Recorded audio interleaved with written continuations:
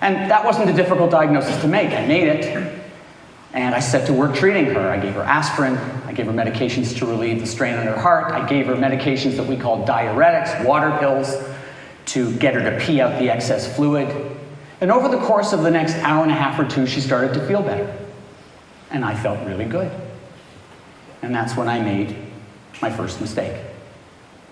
I sent her home. Actually, I made two more mistakes. I sent her home without speaking to my attending.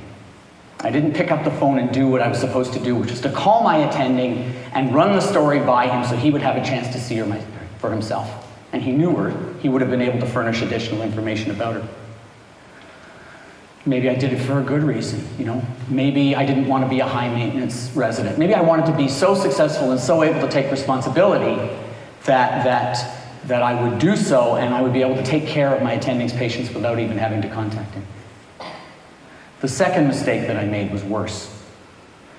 In sending her home, I disregarded a little voice deep down inside that was trying to tell me, Goldman, not a good idea. Don't do this. In fact, so lacking in confidence was I that I actually asked the nurse who was looking after Mrs. Drucker, do you think it's okay if she goes home? And the nurse thought about it and said, very matter-of-factly, yeah, I think she'll do okay. I can remember that like it was yesterday. And so I signed the discharge papers, and an ambulance came, paramedics came to take her home. And I went back to my work on the wards. All the rest of that day, that afternoon, I had this kind of gnawing feeling inside my stomach.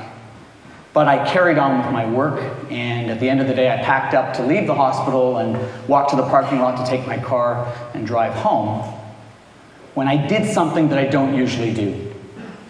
I walked through the emergency department on my way home. And it was there that another nurse, not the nurse who was looking after Mrs. Drucker before, but another nurse said three words to me that are the three words that most emergency physicians I know dread. Others in medicine dread them as well, but there's something particular about emergency medicine because we see patients so fleetingly. The three words are, do you remember? Do you remember that patient you sent home? The other nurse asked matter-of-factly. Well, she's back, in just that tone of voice. Well, she was back all right. She was back in near death.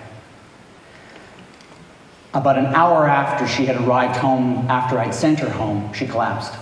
And her family called 911, and the paramedics brought her back to the emergency department, where she had a blood pressure of 50, which is in severe shock.